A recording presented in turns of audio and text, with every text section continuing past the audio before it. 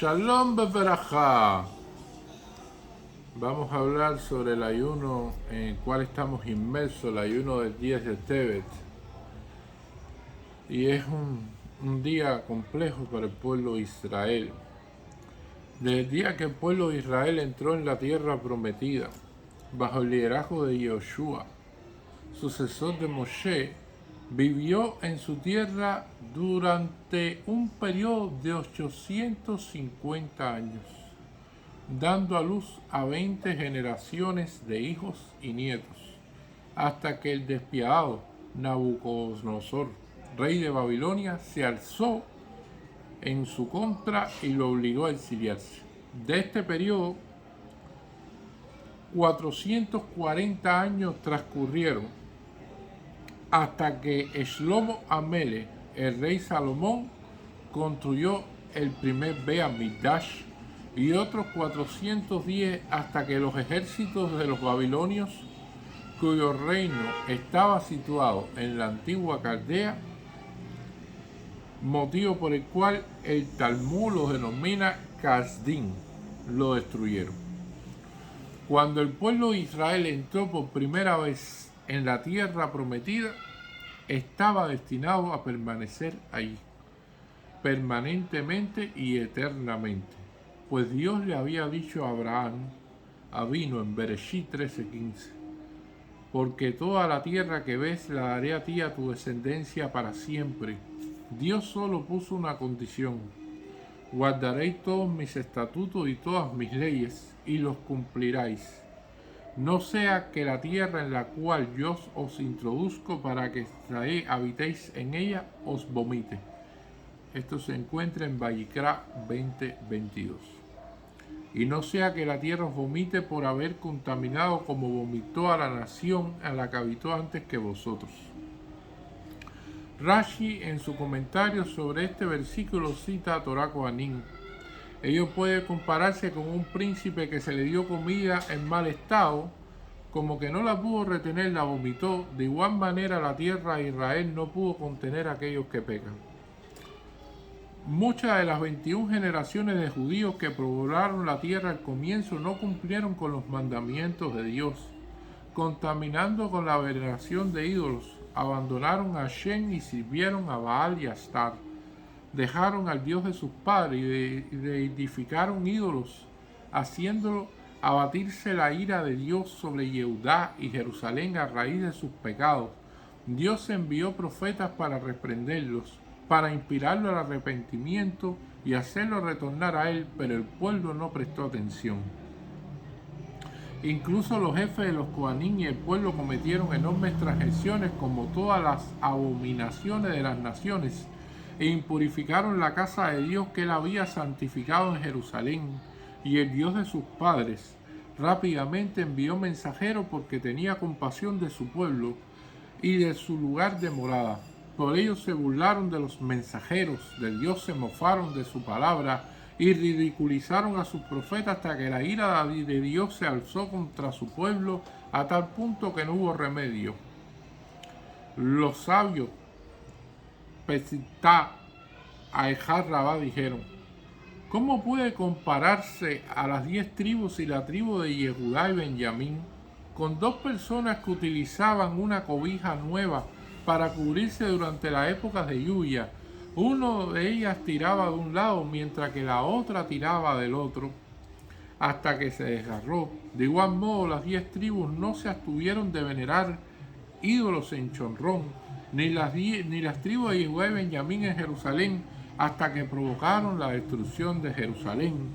Y aconteció a los 9 años de su reinado, en el 10º mes, a los 10 días del mes, que Nabucodonosor, rey de Babilonia, vino con todo su ejército hacia Jerusalén y la sitió, levantando muros a su alrededor, y la ciudad se mantuvo sitiada hasta el año 11º del reinado del rey Xisquiao. A los 9 días del mes, el hambre prevaleció en la ciudad hasta que no hubo pan en el pueblo, y se abrió una brecha en el muro de la ciudad. Y en el mes quinto, a los 10 días del mes, vino Nebuzaradan, capitán de la guardia, y quemó la casa de Dios, el palacio del rey, y todas las casas de Jerusalén. Todos los muros que rodeaban a Jerusalén fueron destruidos. El resto de la multitud fue exiliada por Nebuzaradán. Vemos pues que el 10 de Tebet, cuando se inició el sitio de Jerusalén, fue el comienzo de todas las calamidades que finalmente concluyó en la trágica destrucción del Bet Hamikdash y del desierto y el destierro de Yehudá, bajo asedio y en peligro. Como vimos anteriormente, durante el sitio de Jerusalén prevaleció el hambre. En Pesicar, Rabati 26 leemos: las hijas de Sión se encontraban en los mercados y al verse unas a otras se preguntaban: ¿por qué has venido hoy al mercado cuando nunca antes en tu vida lo habías hecho? Y la otra respondía: debo ocultar la verdad, la hambruna es muy dura y no la puedo soportar. Entonces ayudaban entre sí, iban en busca de comida por toda la ciudad sin encontrar nada. Se apoyaban sobre las columnas y morían en cada esquina. Sus bebés de pecho gateaban por todos lados cuando uno de ellos, reconociendo a su madre y trepándose a ella, trataba de amamantarse, intentando succionar leche, pero nada había, y allí morían sobre el regazo de sus madres. En Yalkut Shimoni y Ja1 nuestros sabios escriben: cuando el malvado Nebuzaradán vino a Jerusalén junto con sus aliados, pensó que conquistaría la ciudad rápidamente, pero Dios fortaleció a sus residentes hasta el tercer año del sitio, con la esperanza de que se arrepintieran. En aquel entonces había en Jerusalén varios hombres valientes que lucharon contra los caldeos babilonios, aniquilando muchos de ellos. Entre ellos se encontraba un poderoso guerrero llamado Akiba ben Gebertí. Cuando los soldados enemigos lanzaban enormes rocas contra las murallas, intentando abrir una brecha en ellas, él las ataba a sus manos y las lanzaba de vuelta a los soldados enemigos, matando a muchos de ellos. Incluso comenzó a detener las piedras con sus pies y a arrojarlas de vuelta hacia el enemigo. Pero los pecados de la ciudad lo hicieron tambalear, y fue así que una fuerte ráfaga de viento lo hizo caer desde la muralla, causando su muerte. Entonces las murallas de Jerusalén fueron quebradas y los babilonios entraron a la ciudad. Maimónides escribe lo siguiente: el ayuno del 10 de Tebet es como los demás ayunos que fueron establecidos para lamentar la destrucción del Bet Hamikdash y el exilio de Israel. Sin embargo, el propósito principal del ayuno no es el dolor y el lamento, pues la aflicción sentida cuando tuvieron lugar en estos acontecimientos fue suficiente. Por el contrario, su finalidad fundamental era estimular el arrepentimiento, recordarnos las malas acciones de nuestros antepasados, y como así también las propias acciones que acarrearon a ellos y a nosotros grandes tribulaciones. Mediante el recuerdo de todo esto nos arrepentimos y oraremos correctamente. Pues como expresa el versículo en Vayikra 26:40, y confesarán sus pecados y los pecados de sus antepasados por el mal que me han causado. Nuestros sabios en el Talmud Yerushalmi y Yomá 1 enseñaron: toda generación en la cual no fue reconstruido el Bet Hamikdash es considerada como si lo hubiera destruido, puesto que cada generación tiene la capacidad de despertar la misericordia divina, redimir a Israel de sus enemigos, reunir a los exiliados de los lugares en que se encuentran dispersos y reconstruir el Bet Hamikdash. ¿Cómo se puede lograrlo? Mediante un arrepentimiento íntegro y la enmienda de los pecados de las generaciones anteriores.